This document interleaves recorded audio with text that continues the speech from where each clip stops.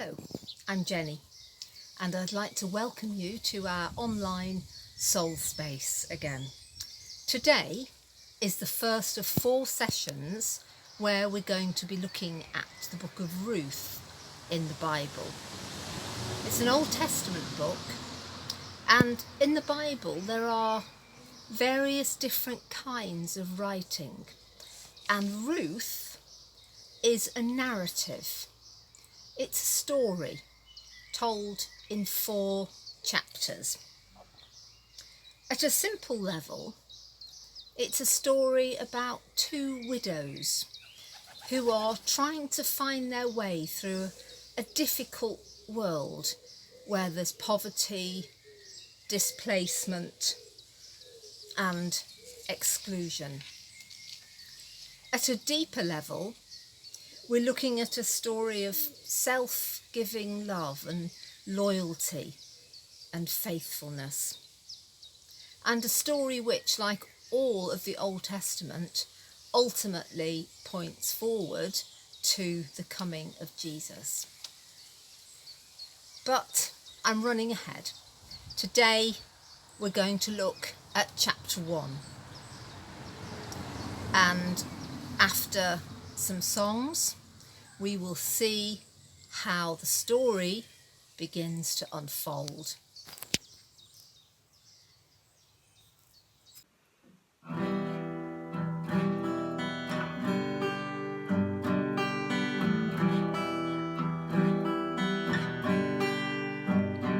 All these pieces, broken and scattered, in mercy gathered, mended and whole, empty-handed, but not forsaken. I've been set free, I've been set free. Amazing grace, how sweet the sound that saved a wretch like me. I once was lost, but now I am found.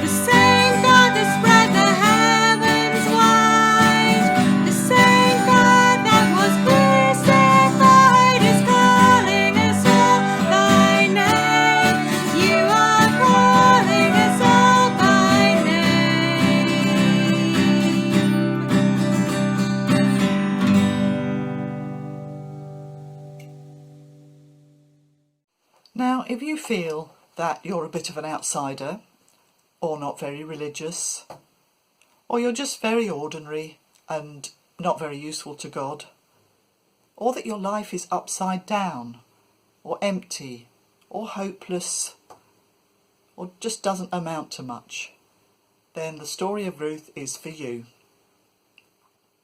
She's a widowed, impoverished, despised woman, an inconsequential outsider whose life proves to be essential to the bigger picture of God's story.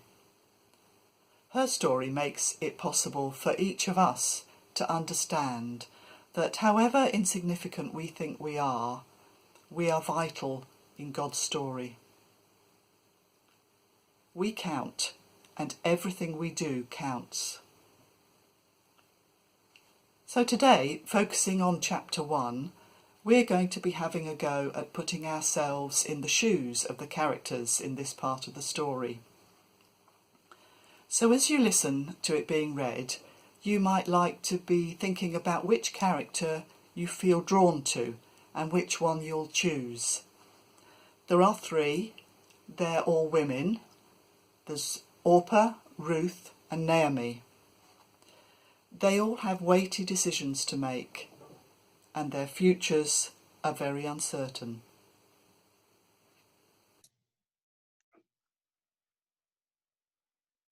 Once upon a time, it was back in the days when the judges led Israel, there was a famine in the land.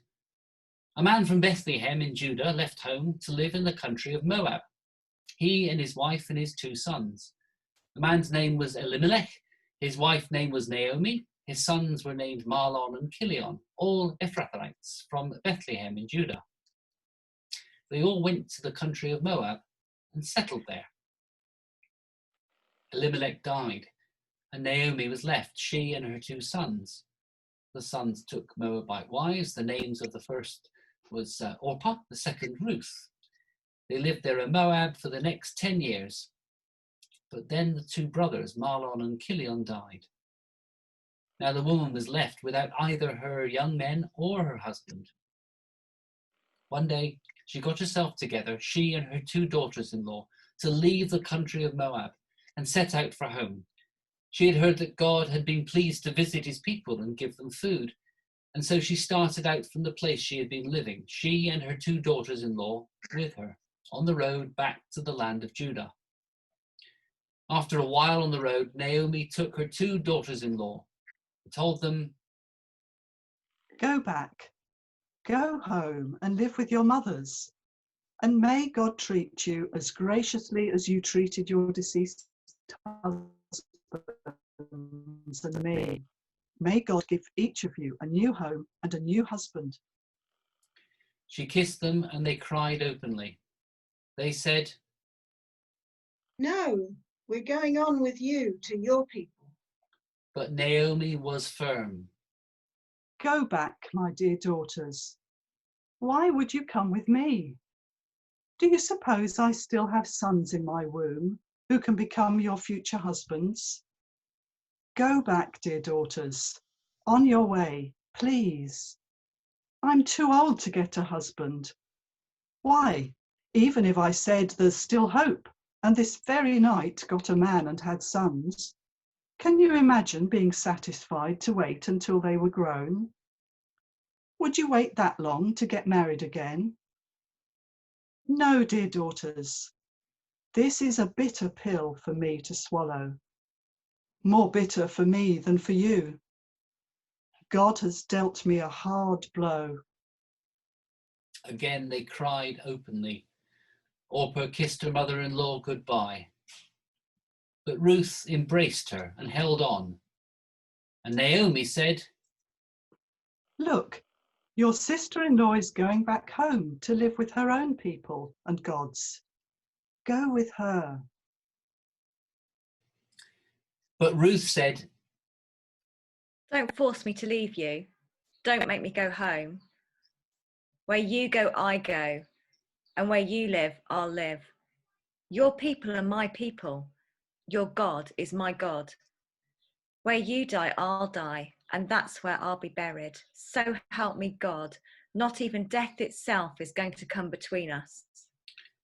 When Naomi saw that Ruth had her heart set on going with her, she gave in, and so the two of them travelled on together to Bethlehem. When they arrived in Bethlehem, the whole town was soon buzzing. Is this really our Naomi? And after all this time? But she said, Don't call me Naomi. Call me bitter. The strong one has dealt me a bitter blow. I left here full of life, and God has brought me back with nothing but the clothes on my back. Why would you call me Naomi? God certainly doesn't. The strong one ruined me. and so Naomi was back, and Ruth the foreigner with her, back from the country of Moab. They arrived in Bethlehem at the beginning of the barley harvest.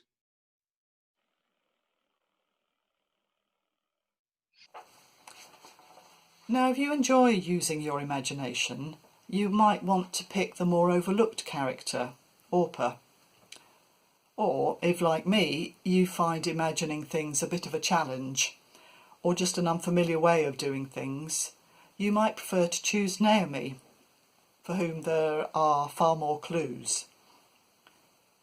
Each of us will probably imagine things differently, and that's quite okay. Don't be worried about whether your imaginings are accurate. Just relax and see where your mind and God take you. So first we'll ask for God's help. Please God, would you help us now to focus our minds on the story? Would you open it up for us and help us to get inside it?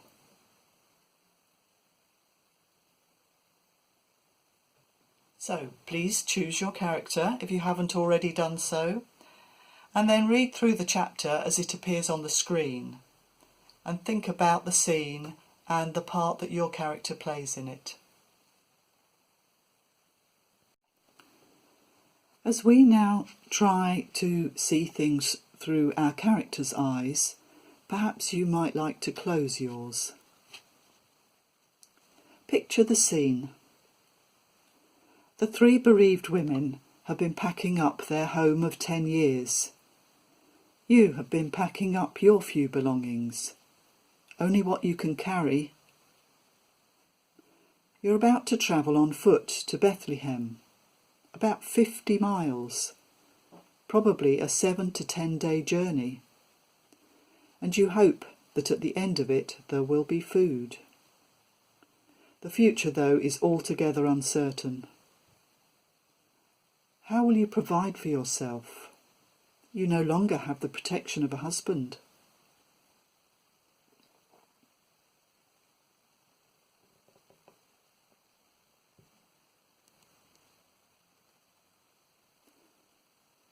Naomi, Bethlehem is your hometown.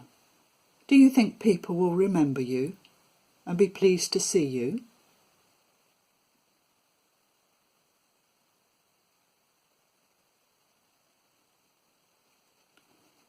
But Ruth and Orpah, you'll be foreigners there.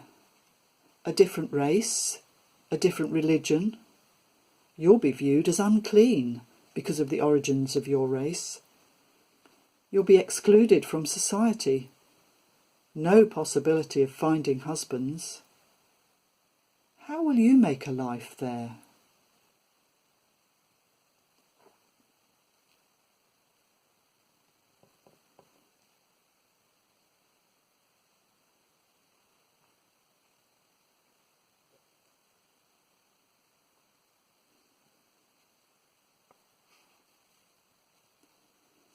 You start out on your journey, saying goodbye to your home. What can you see around you?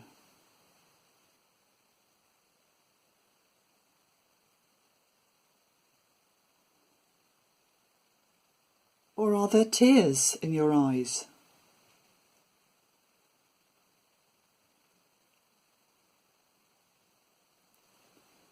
What's the weather like?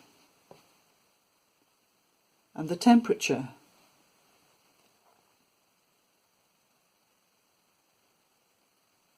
And the terrain? Do your feet hurt?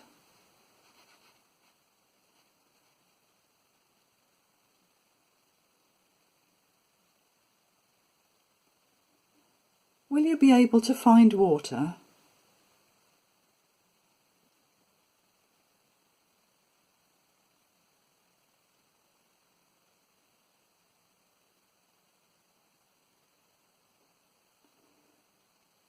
Are you afraid? 3 women travelling alone.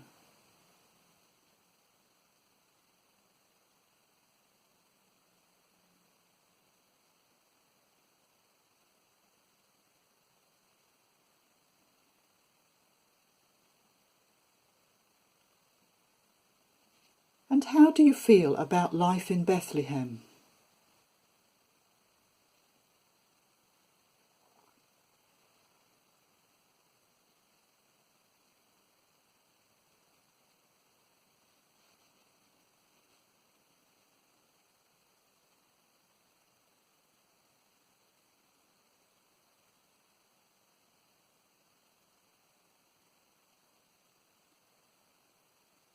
Does staying in Moab, despite the famine, have its attractions?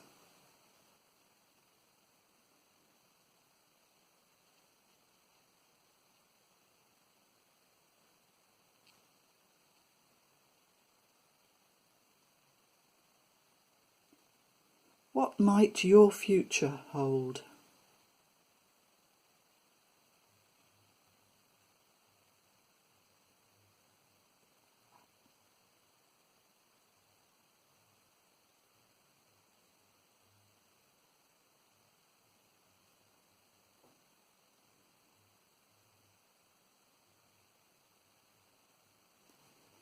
And how do you feel about the lot life has dealt you?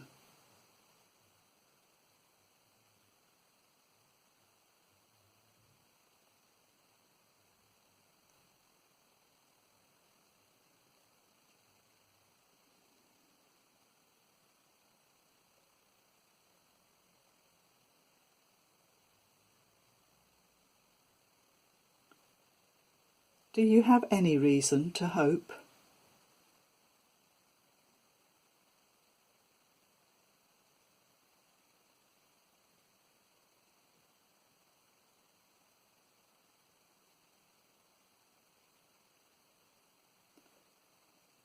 Might your God help you?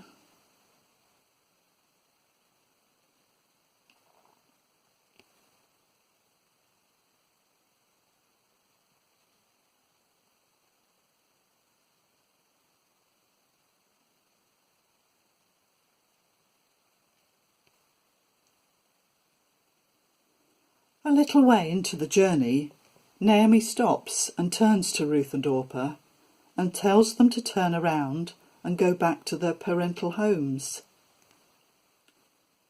Naomi, why this seemingly sudden decision?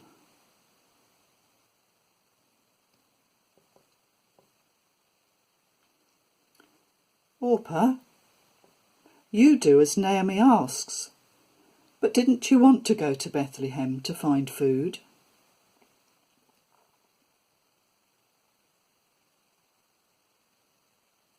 Ruth, what makes you go against your mother-in-law's wishes? Kindness? Loyalty? Self-interest?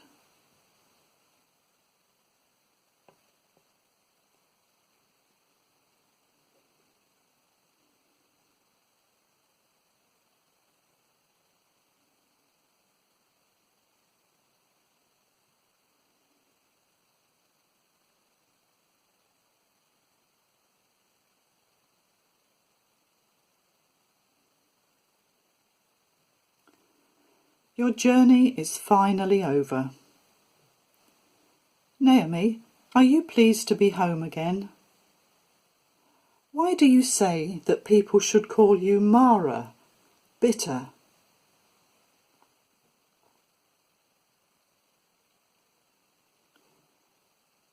Orpah, what did your mother and father say when you told them you were home to stay? How do you feel about being back under their roof again?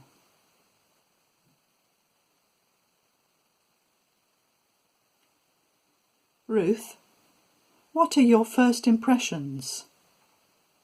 How are you feeling about living here? Are you having any doubts about your decision to stay with Naomi?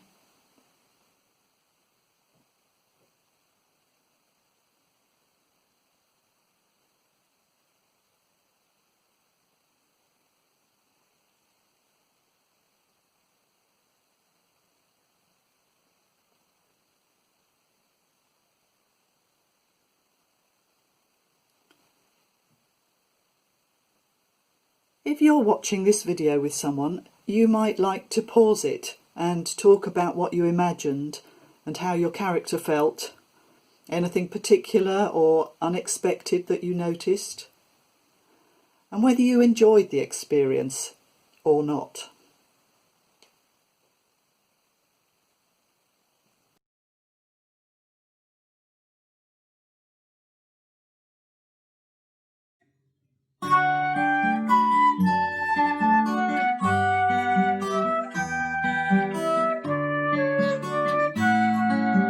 Breathe on me, breath of God. Fill me with life anew, that I may love what thou dost love and do what thou wouldst do.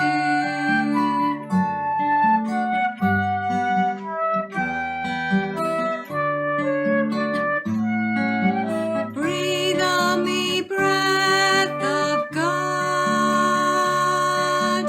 until my heart is pure, until with thee I will one will to do and to endure.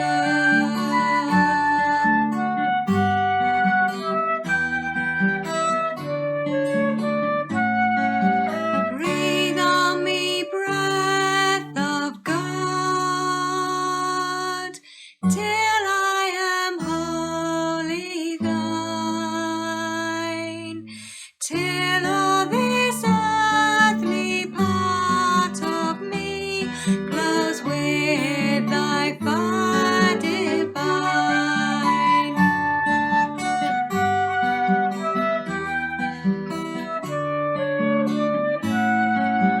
Breathe on me, breath of God,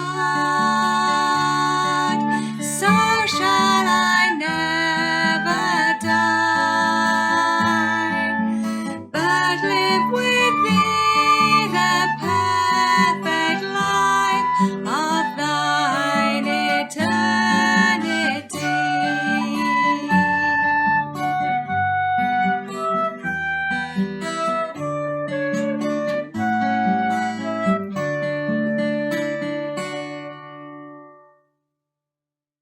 If I was telling you a story and I began by saying, in the days of the Second World War, you would immediately have a sense of the time that I'm talking about. And that's because we have a shared cultural history, even though very, very few of us now were around at that time. We immediately would recognise the general setting of the story, wouldn't we? Now, Ruth chapter 1 begins, in the days that judges ruled Israel, which for us doesn't conjure up a setting, does it? But it did for the Jews who listened to that story or read that story even a couple of hundred, probably more years than that after it was written. Because they, like us, had a shared cultural history. Now, without going into lots of detail, the days the judges ruled Israel were actually days of considerable moral and spiritual decline in Israel. They were not easy times to live in. And we begin with this family. Elimelech, his wife Naomi, and their two sons, Mahlon and Kilian, and who, when famine struck Israel, specifically Bethlehem, where they lived, they decided to actually move away to where they could get more food, and they decided to move to a place called Moab. Now, you can tell how utterly desperate this family was to move, because the Moabites had a really bad relationship with Israel. The Moabites were actually descended from Lot, who was Abraham's nephew. And if you probably remember Lot, the story of Lot, who, when they were leaving their city because of judgment on it, his wife, they were all told, don't turn around, and his wife turned around and was turned into a pillar of salt. Anyway, after this, it said that Lot had an incestuous relationship with his daughter, and from this relationship, the nation of the Moabites was descended.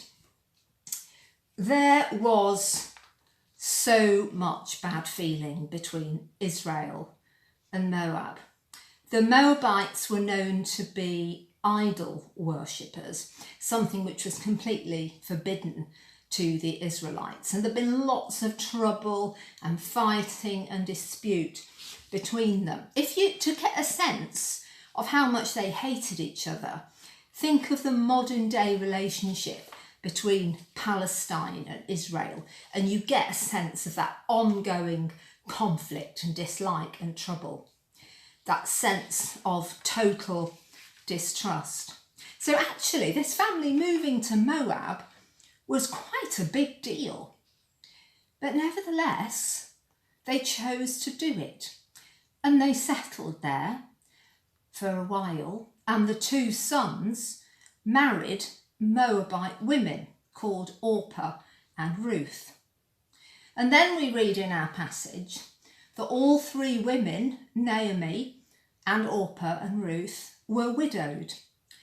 And Naomi makes the decision to go home to Israel. She's a widow, she feels all alone, and the famine is over. So she wants to go home to Bethlehem. Now let's think about Orpah and Ruth. We've read about them, haven't we? And thought about them as well. As Moabite women, surely it was a pretty unwise decision to even consider moving to Israel with Naomi, because they could only have expected a very hostile reception. What possible good future could there be for them? The normal practice for a young widow, in fact it was the law, was that you would marry your husband's brother. But of course, both brothers were dead. The purpose of this law, it was called the Levirate law, and the purpose was to carry on the family name. But as Naomi points out, that's not going to work here, because she said, am I going to have more sons? And even if I do, really are you going to wait around for them to grow up and be old enough to get married and have children with you, carry on the family name? It's not going to work, is it? So all these circumstances make it really hard to criticise Orpah for making the decision she did to head back to Moab, to her own people and her own family. Orpah made a very sensible and pragmatic decision.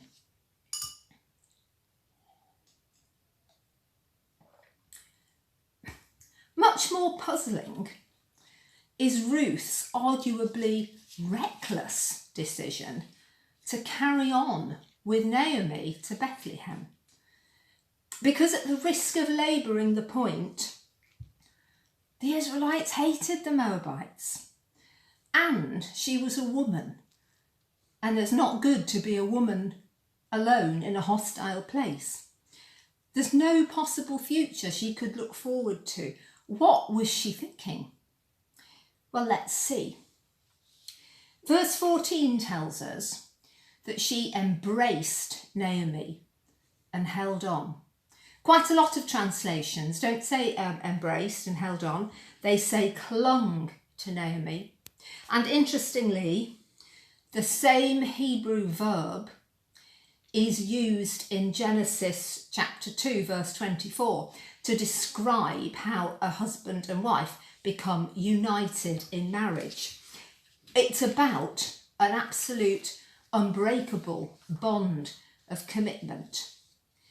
And so for Ruth to cling to Naomi so hard and firmly indicates her utter commitment and love for her mother-in-law.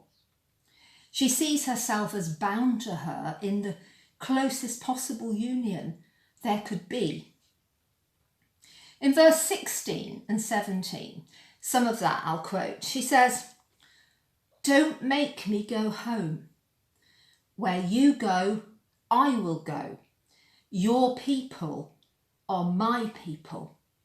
So she is taking a massive step. She is renouncing her own people of Moab, and she is choosing Israel in spite of not really knowing the reception she might get.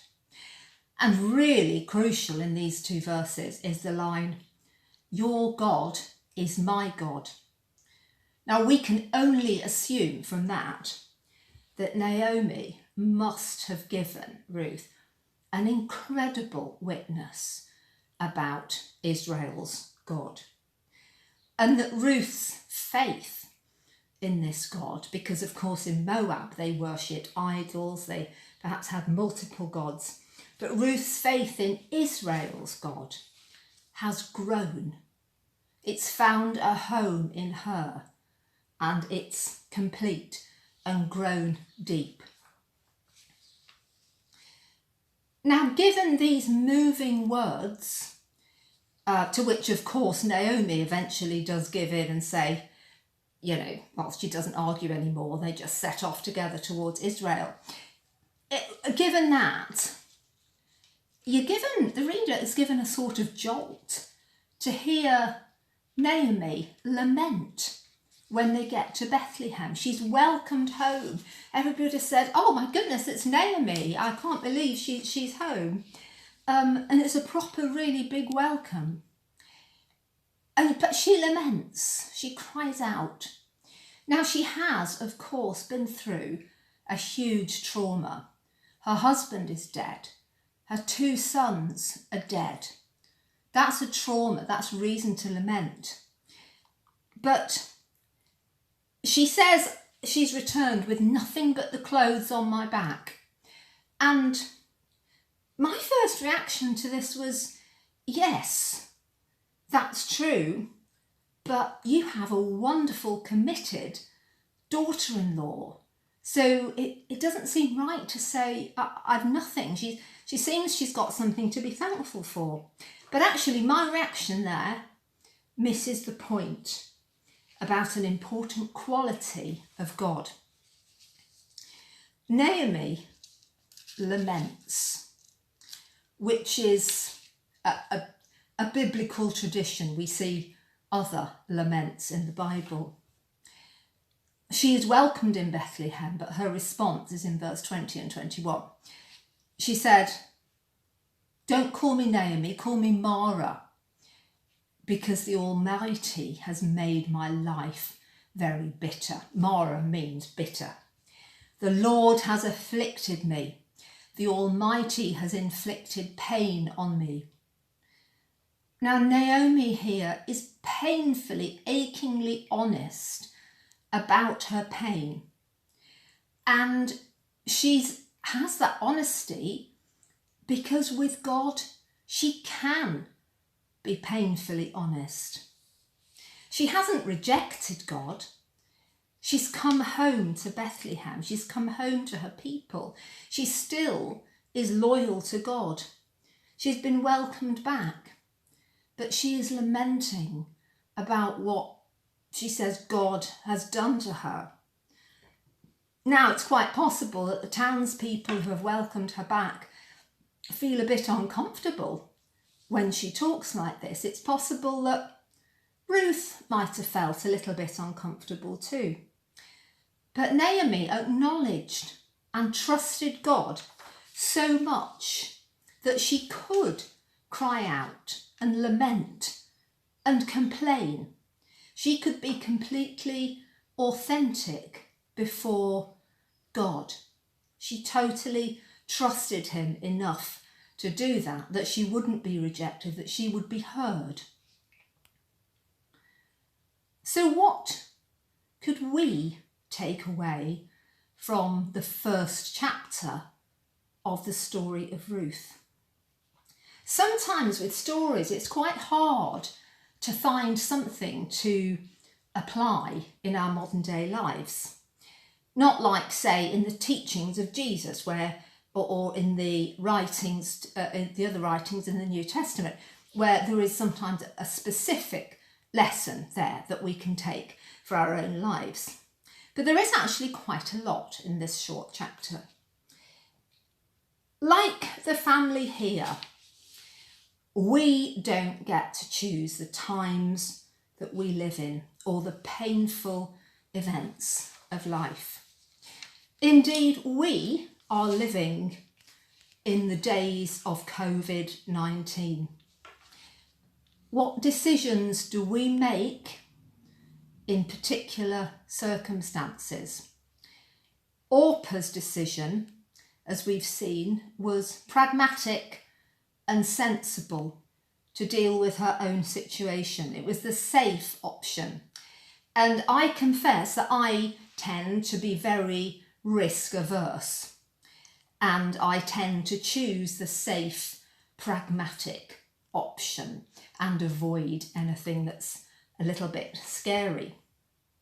But Ruth's decision to go with Naomi to Bethlehem was based on something more profound. It was based on loyalty. It was based on trust in the God she had come to know. It wasn't a safe or sensible option at all. How do we respond to our circumstances? Do we respond sensibly, like Orpah, or do we respond like Ruth, following whatever calling we hear, which is anything but sensible? Now, in the crisis we currently have, please don't put yourself in any danger when it comes to this virus. But is God calling you to a role, an action, a path at this time? An action or a role that doesn't feel very safe or sensible? Naomi, we've learned, was a great witness to her God. And is there someone in your life from whom you would like to hear the words, "My God is your God"?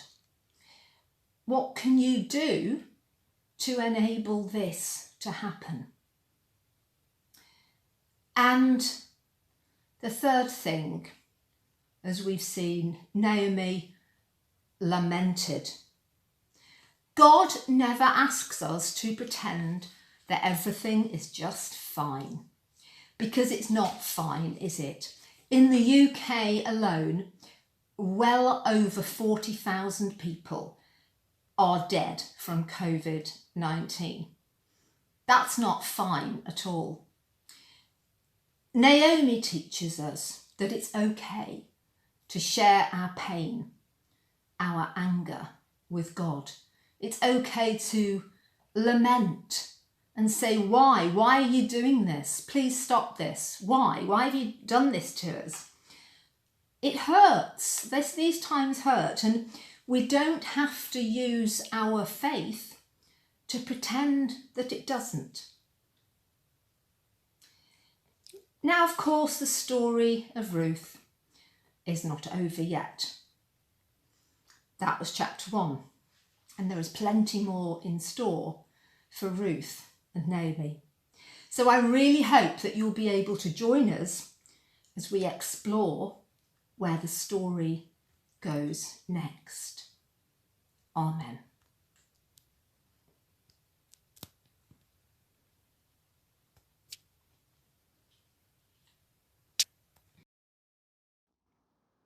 Hello, I'm Jill. I bring you these prayers from the garden as a reminder of the world beyond our doors, and in a moment from the kitchen, the place where we are fed. In the garden, we focus on these flowers, fragile things, and in the kitchen, on a loaf of bread. There'll be a pause after each section of the prayer where you can make the prayer specific to your concerns, or just sit quietly, knowing you are bathed in the presence of God. We pray. Here we are, Lord, hearing your story and bringing to mind the world in which we live, beset by humanity's failure to live with respect for each other and for all creation, fraught with fear, injustice and violence at a scale which can overwhelm us. We pass to you events and circumstances beyond our control. We offer to you our mixed up world.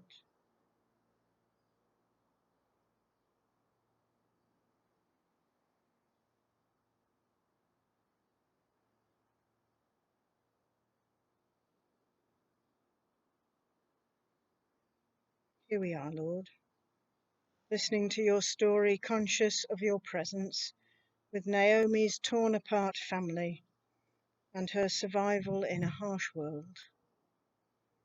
We know the world can still be harsh. We are in the presence of a God we can call Father.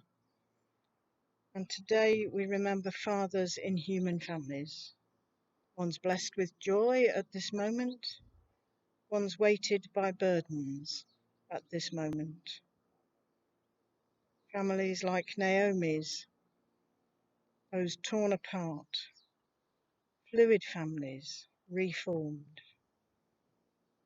And we remember today our companions on life's path.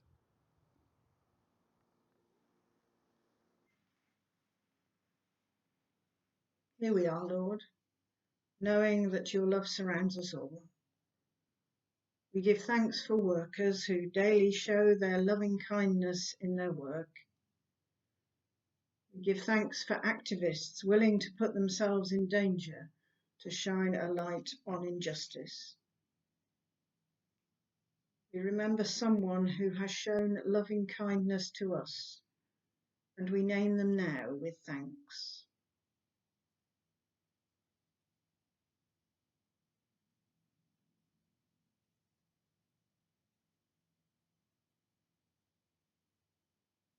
Here we are, Lord, offering you our story, all we have lived to this point, all we can be from this moment. When we feel our small actions are insignificant, remind us of Ruth. Give us the insight and courage of Naomi, Orpah, and Ruth when faced with decision. Open us up to be the one who shows loving kindness in our living each day. We name now something we can do for someone to show loving kindness this week.